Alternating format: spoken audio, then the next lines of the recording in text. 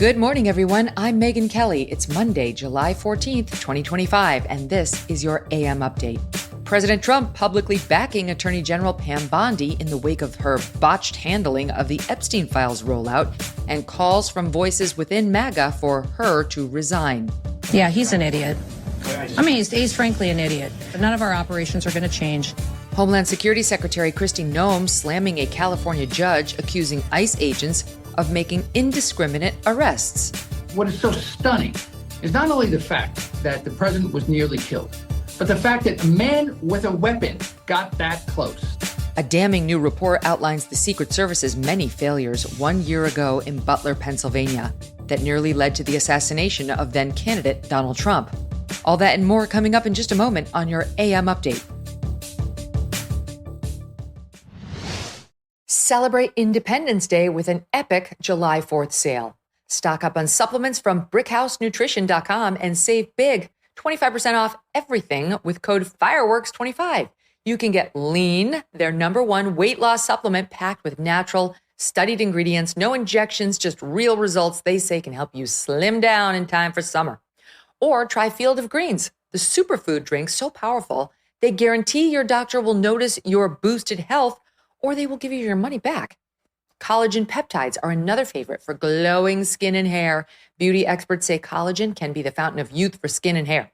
From weight loss to wellness, Brickhouse Nutrition has it all. This sale is huge, but it's only here for a few days and products will sell out. Don't wait. Head to brickhousenutrition.com. Use Fireworks25 for 25% off. Go big this 4th of July. brickhousenutrition.com. Stock up now. President Trump on Saturday afternoon publicly backing Attorney General Pam Bondi in the wake of the disastrous handling of the Jeffrey Epstein files story. Many in MAGA world deeply frustrated and furious with the DOJ's lack of transparency following months of AG Bondi teasing the pending release of more information, including names of Epstein associates, only then for there to be a leak of an unsigned memo to Axios on a Sunday night proclaiming the case closed, saying there will be no more charges and no more information released. A sampling here of voices from the right at the weekend's Turning Point Student Action Summit in Tampa.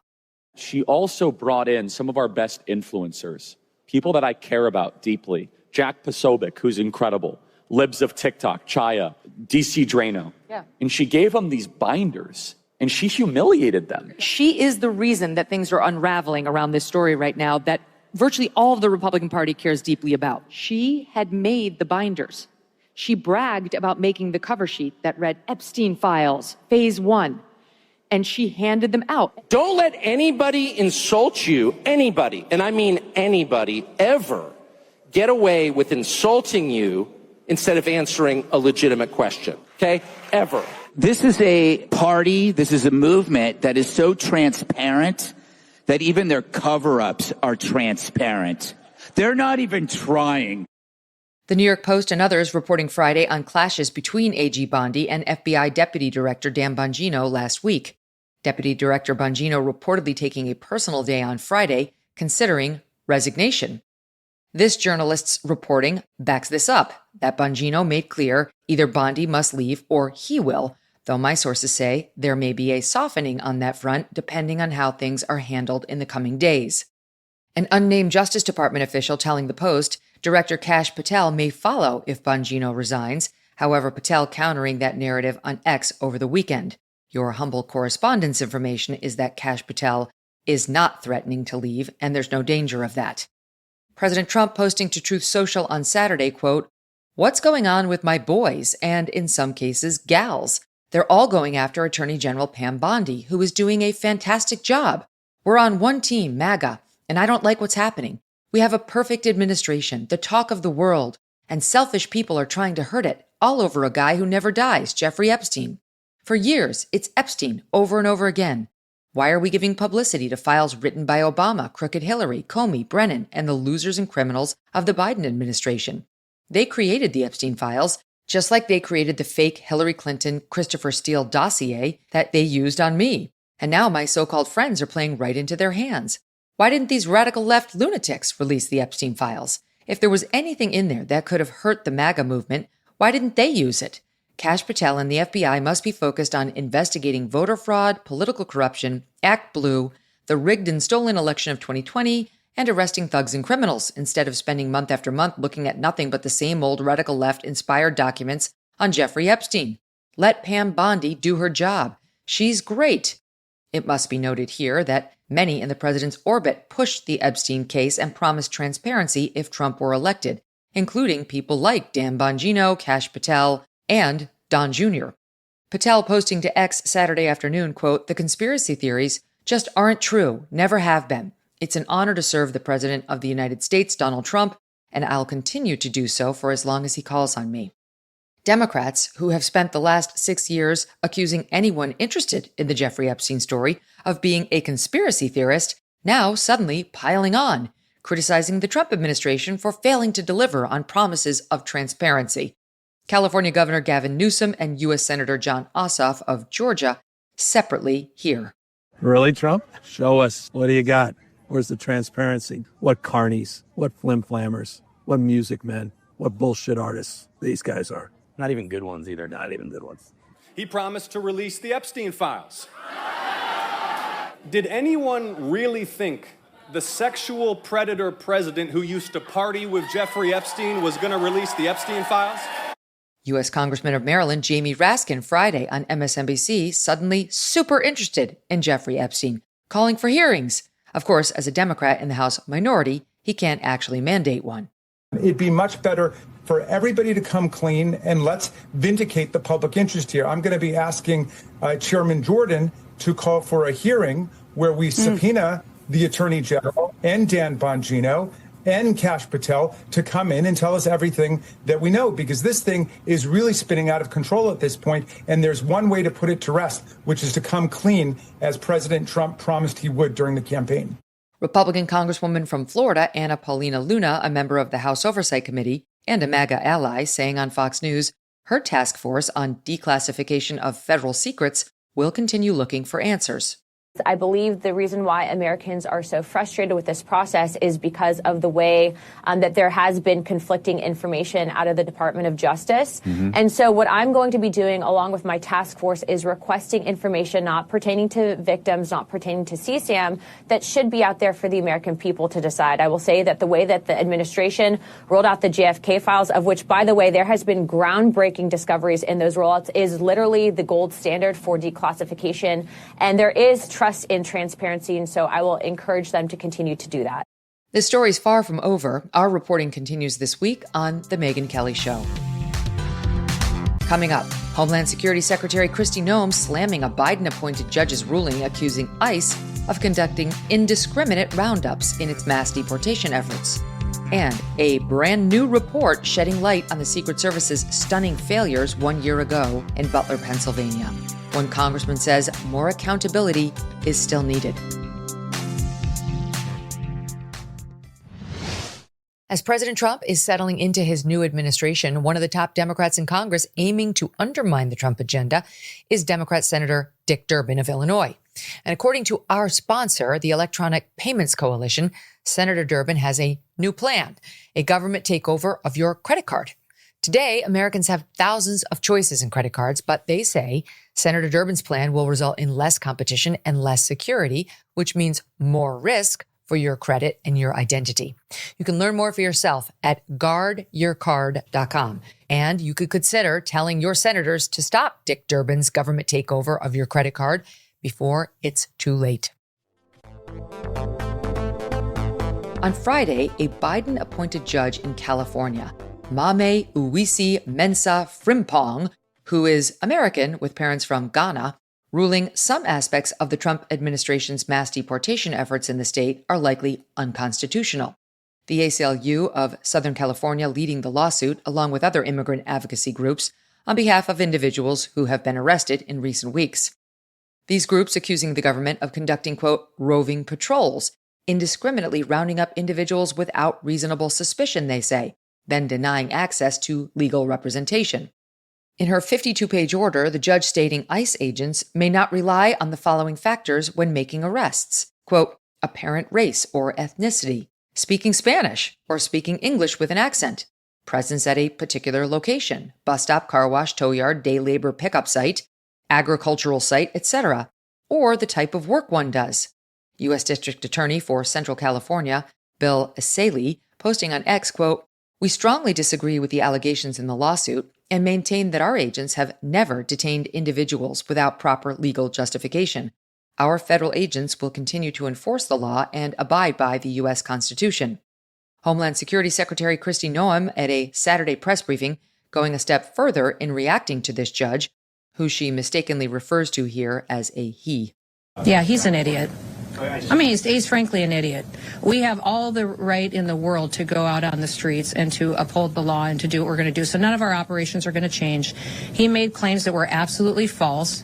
We are building cases. We are going in on doing our operations and planning them against individuals that we know are dangerous, that are violent, that have criminal activity that they've been involved in, and that's how we're building our cases. So he's making up garbage, filing decisions, and we're going to appeal it and we're going to win. Just to follow up, though, before the appeal, you said you're going to continue those operations. Yeah, our operations will continue. We will be in compliance with all federal judges' orders, but what he said that we couldn't do is go out and target people based on other qualifications that he made up. We're going to continue to do our investigations on criminal activity and uphold the law. On Thursday, one day prior to this order, ICE officials arresting more than 300 illegal immigrants at a marijuana farm in California. Protesters turning out, clashing with ICE agents in a chaotic scene. The FBI currently offering a $50,000 reward for the capture of one protester appearing to fire a gun toward ICE agents amid the unrest. One farm worker climbing onto a greenhouse roof, then falling off and later dying from his injuries. On Sunday, Secretary Noem on NBC describing some of the people detained in the marijuana farm operation. People have heard the president say over and over again about how important it is that we continue to go after the worst of the worst. This week, we've got murderers off the street, rapists, child pedophiles. If you look at that marijuana grow facility that we recently just did an operation on, over 319 individuals were brought into custody and 14 unaccompanied children that means that they don't have their parents with them. They're working in a facility where they could be exploited, trafficked, maybe sex trafficked. And then we've got individuals there who are working at the same facility who are creating, distributing, and taking advantage of children for child pornography. So this is something that President Trump has taken seriously. President Trump posting to Truth Social on Friday evening, quote, "I am on my way back from Texas and watched in disbelief as thugs were violently throwing rocks and bricks at ICE officers while they were moving down a roadway in their car and/or official vehicle. I'm directing Secretary of Homeland Security Kristi Noem and Border Czar Tom Homan to instruct all ICE, Homeland Security, or any other law enforcement officer who's on the receiving end of thrown rocks, bricks, or any other form of assault to stop their car and arrest these slime balls." A brand new report from the Government Accountability Office shining new light on the colossal security failures leading up to the Butler, Pennsylvania rally 1 year ago yesterday that nearly cost then-candidate Trump his life. Among several key findings of the report, ordered by U.S. Senator from Iowa Chuck Grassley, senior-level Secret Service agents were alerted 10 days before the rally of a classified threat to President Trump. From the report, quote, "This information was not specific to the July 13th rally or gunman. Nonetheless, due to the Secret Service's siloed practice for sharing classified threat information, Secret Service and local law enforcement personnel central to developing site security plans for the rally were unaware of the threat." The report also concluding key roles were filled by inexperienced agents.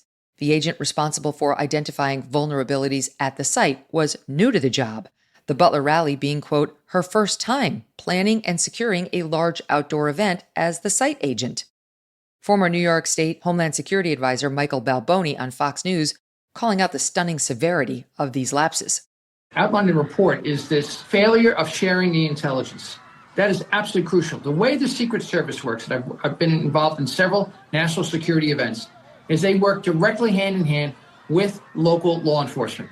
Everything from the law enforcement handling traffic, being able to handle traffic, pedestrian flow within the venue. Very, very important to have that kind of support. But crucial is also sharing intelligence. To not do that, and then to have the site agent who is supposed to be doing a vulnerability assessment, not having the experience. I mean, this is at the time, the candidate for president, but a former president. And frankly, in one of the most polarized political situations that we have ever witnessed in the United States. And to put somebody who's new for this type of site in charge of this is an abject failure. What is so stunning is not only the fact that the president was nearly killed, but the fact that a man with a weapon got that close. That in and of itself, that's where the failure began, not be able to secure that perimeter. The report also revealing requests for additional security measures were not fulfilled, including an advanced counter-drone system.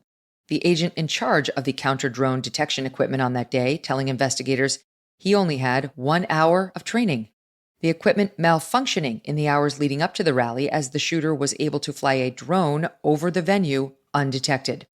The Secret Service last week releasing a 1 year later review confirming 6 agents received brief suspensions for failures on that day. Critics say it was a slap on the wrist. Republican Congressman from Arizona Andy Biggs Sunday on Fox suggesting more reforms and disciplinary action may be necessary. We expected some of these findings. The 10-day window that they knew that there was going to be a threat on President Trump's life, it was in jeopardy, and they didn't bother to communicate that to any of their partners, that's inexcusable. You have somebody who's inexperienced trying to run the scene. That doesn't make sense. The fact that you don't have any kind of, their communications was inadequate between the different agencies. The fact that the co-training was inadequate is amazing. The fact that you don't have a drone, the fact that President Trump's team requested additional security and they didn't get that. All of these things, and not to mention the actual things that were happening that day. This was just a disastrous performance.